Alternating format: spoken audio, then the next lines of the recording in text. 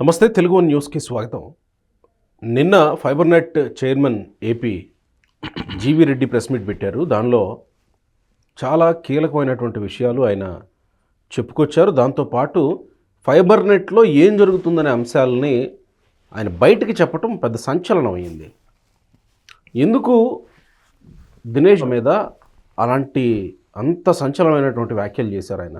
గత ఆగస్టులో ఆయన బాధ్యతలు తీసుకుంటే ఇప్పటి వరకు ఒక్క స్టెప్ కూడా ఫైబర్నెట్కి సంబంధించి డెవలప్మెంట్కి సంబంధించి ప్రజలకో లేదా ప్రభుత్వానికో ఉపయోగపడే పని ఒక్కటి జరగలేదనేది ఆయన ఆరోపణ. దాంతోపాటు ఇంకో ముగ్గురిని టెర్మినేట్ చేయమని ఆయన ఆదేశించారు. మరి అది జరుగుతుందా? గతంలో 400 మందికి పైగా తీసేయమంటే వాళ్ళని ఎందుకు తీసేయలేదు? ఇప్పటివరకు వాళ్ళు కొనసాగుతూనే ఉన్నారు. వాళ్ళకి జీతాలు ఇస్తూనే ఉన్నారు కోట్లల్లో. అంటే అందరికీ కలిపి జీతాలు ఇస్తే కోటి రూపాయలకు పైగానే అవుతుందనేది జీవీ రెడ్డి గారు చెప్పింది. అయితే ఈ విషయం అంతా ఇంటర్నల్గా చర్చించాల్సింది కదా. ఎందుకు ఈయన మీడియా ముందుకు వచ్చి బరస్ట్ అయ్యారు? ఇది కూడా ఉంది చర్చ. ఒకటి ఫైబర్నెట్లో ఏం జరుగుతుందో చెప్పడం అయితే, రెండోది ఈయన జీవీ రెడ్డి గారు ఎందుకు బరస్ట్ అయ్యారు బయటకు వచ్చి? అంకమరావు గారు ఉన్నారు, ప్రముఖ రాజకీయ సామాజిక విశ్లేషకులు. నమస్కారం అంకమరావు గారు. నమస్తే గోపికృష్ణ గారు. జీవీ రెడ్డిది ఆవేశమా, అసహనమా, లేకపోతే ఇంకేమన్నా ఉందా లోపల? ఆవేదన, ఆక్రోశం. చంద్రబాబు నాయుడు గారి మానసిక పుత్రిక గోపి గారిది ఫైబర్నెట్ అనేది.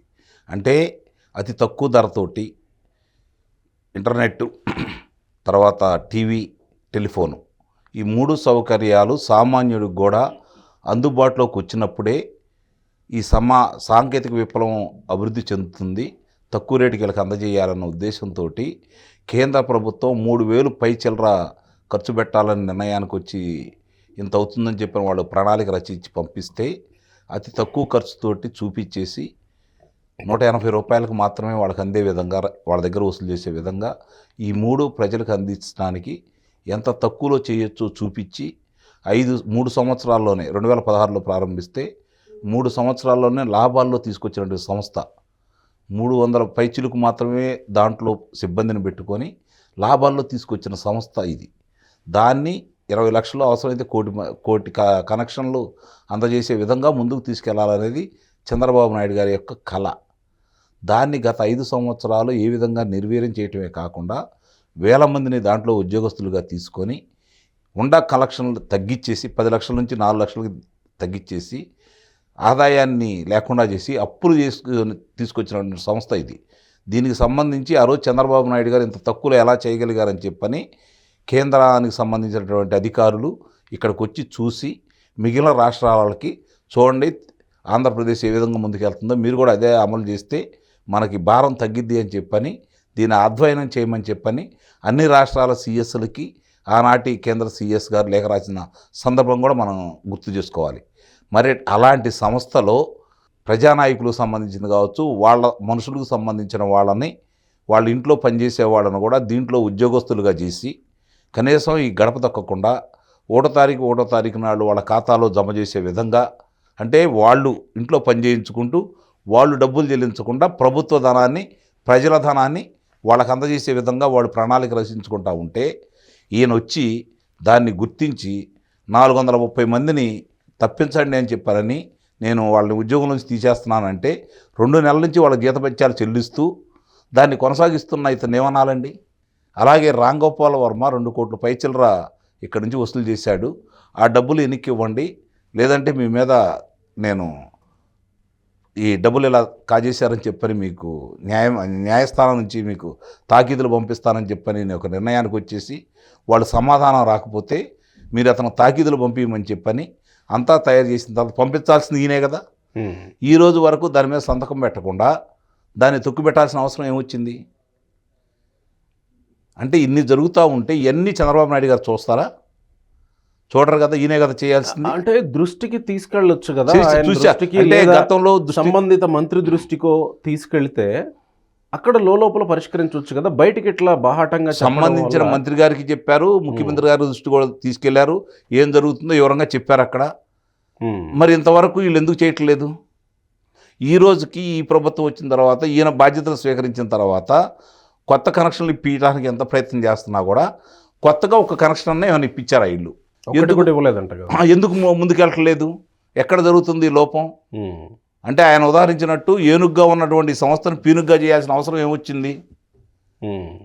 అందుకే నేను అన్నాను, చంద్రబాబు నాయుడు అంటే గారు ఏమన్నా మానసిక ఉద్దేశపూర్వకంగా నిస్సందేహంగా గతంలో వాళ్ళు ఏ విధంగా అయితే ప్రయత్నించారో ఆ ప్రభుత్వం ఉండగా ఏం చేశారు? ఈ ఫైబర్ నెట్ ద్వారా ప్రసార మాధ్యమాలకు సంబంధించి కొన్ని ప్రసార మాధ్యమాలు దాంట్లో లేకుండా చేశారు కదా. ఉమ్. వాళ్ళకు అనుకూలమైన తప్ప మిగిలినవి లేకుండా చేశారు కదా. ఉమ్. వీళ్ళు వచ్చిన తర్వాత అలా ఏం చేయట్లేదు కదా. ఉమ్. అంటే వాళ్ళు ఒక ప్రణాళికాబద్ధంగా వాళ్ళ కోసం మాత్రమే దాన్ని వినియోగించుకోవాలనుకున్నారు.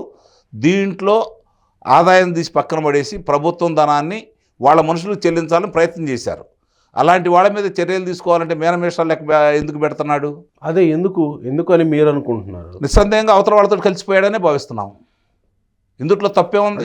జీవిరెడ్డి తప్పేముంది? ఈ ప్రభుత్వంలో పనిచేస్తూ వేరొకళ్ళతోటి కలిసిపోయి పనిచేస్తున్నాడంటే ఈ ప్రభుత్వం వైఫల్యం అవ్వదా?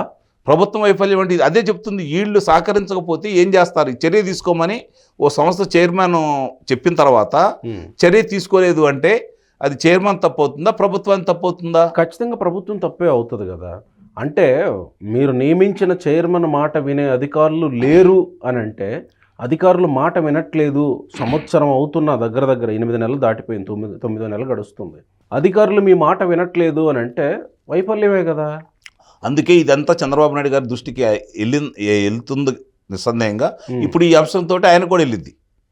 అంటే మధ్యవర్తులు చేరయట్లేదని అర్థమవుతుంది. దీంట్లో ఎమ్మెల్యేలు మంత్రుల మాట వింటున్నారా, చైర్మన్ల మాట వినట్లేదా, లేదా అసలు ఎమ్మెల్యేలు మంత్రుల మాటలు కూడా అధికారులు వినట్లేదా? అసలు ఇక్కడ దీనికి సంబంధించినంత వరకు మంత్రి గారు చైర్మన్, ఇది వరకు చైర్మన్ మంత్రే చూద్దాం.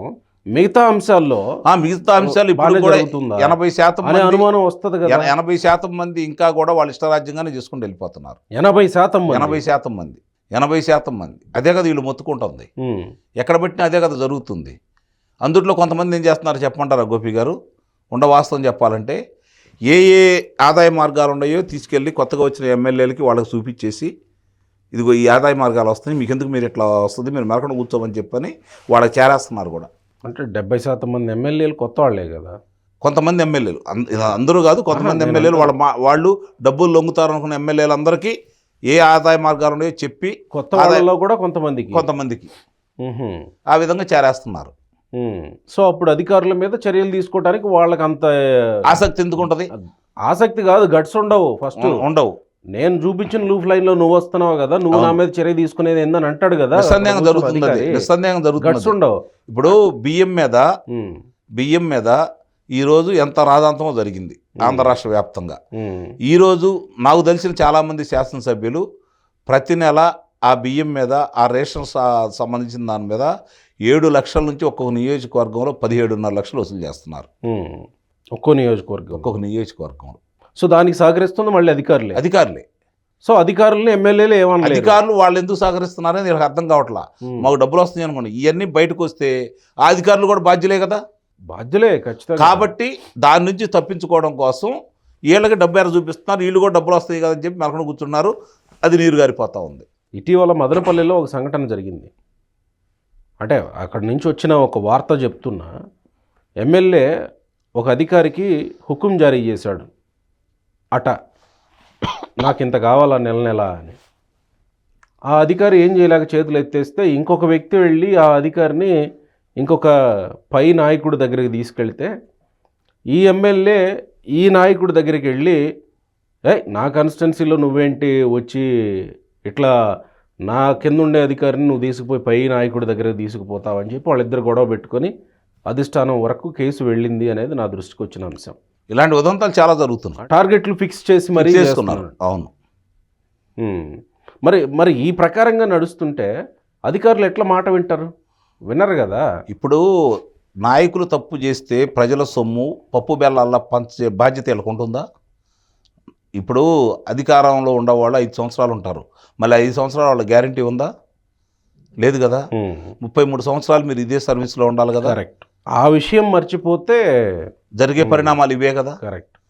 ఇవన్నీ మర్చిపోయాడు కాబట్టి ఇప్పుడు ఉన్నటువంటి ఎవరైతే ఉన్నారో ఈ ఫైబర్ నెట్కి ఎండి, అలాగే 3 తొలగించిన అధికారులు ఇంకా సహకరిస్తున్నారు కాబట్టి అప్పుల ఊబిలో ఉన్నదాన్ని ఎలా ప్రక్షాళన చేయాలని చెప్పని ఎవరన్నా కొత్తగా వచ్చేసి గతంలో ఇక్కడ పొరపాటు జరిగి మేము సరిచేస్తామని చెప్పని వస్తే వాళ్ళకి అవకాశాలు ఇస్తే కదా 1-2 ముందుకెళ్ళేది. అవును కదా. మరి అవన్నీ ఇతరు ఎందుకు ఇవ్వట్లేదు? దాని మీద చర్యలు తీసుకోవాలి కదా. ఆ చర్యలు తీసుకోవాలనుకోండి, ఇప్పుడు నాకు తెలిసినంత వరకు జీవీ రెడ్డి మాట్లాడిన దానికి ఆంధ్ర రాష్ట్రంలో 90% మంది ప్రజలు మంచి పని చేశాడు అనుకుంటున్నారు. 90% మంది పార్టీ కార్యకర్తలు కూడా మంచి పని చేశాడు అనుకుంటున్నారు. కారణం ఏంటంటే ఎవరో ఒకరు ప్రారంభించాలా, మెడలో గంట కట్టాలి కదా, గంట కట్టాలి. ఒకవేళ బలిపశువు జీవీ రెడ్డి అయినా అతని మీద అధిష్టానం ఏమన్నా, నాకు తెలిసి ఎట్టి పరిస్థితుల్లో కూడా అతను చేసి మంచి పని కాబట్టి అధిష్టానం దీన్ని తీవ్రంగా పరిగణిస్తుంది అయితే నేనైతే భావించను. పిల్లి మెడలో గంట కట్టాలి కాబట్టి మొట్టమొదటి వ్యక్తిగా అతను గంట కట్టాడని అయితే నేను భావిస్తున్నా. మిగిలిన వాళ్ళందరూ మనసులో ఉన్నా కూడా ఎవరికి చెప్పుకోలేకో లేక తెగింపు లేకో వాళ్ళు మెనకుండారనేది మాత్రం వాస్తవం.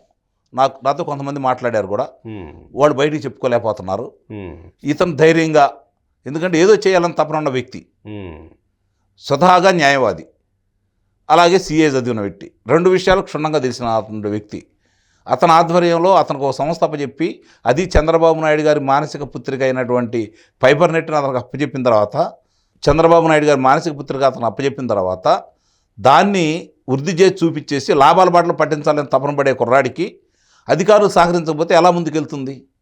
ఈ జిఎస్టీ నష్టం కావచ్చు, లేకపోతే దీనికి సంబంధించింది కావచ్చు, అతను రాంగోపాల్ వర్మకు సంబంధించింది కావచ్చు, అతను చేసిన మంచి పనులకి వీళ్ళు అడ్డుకట్ట వేయాల్సిన అవసరం ఏంటి? ఏంటంత అహంకారం? ఎవరిని చూసుకొని అంత విర్రవీగుతున్నారు వాళ్ళు? ఏం జరుగుతుంది? ఎందుకంటే అవినీతి మయంలో జగన్మోహన్ రెడ్డి చేసినటువంటి అవినీతికి సంబంధించింది అధికారులు 80% మంది దాంట్లోనే ఉన్నారు. ఈ ఉదంతంతోనైనా, ఈ బ్లాస్టింగ్తోనైనా ఏమన్నా ప్రక్షాళన జరుగుతుందేమో చూద్దాం మరి. థ్యాంక్ యూ అండి.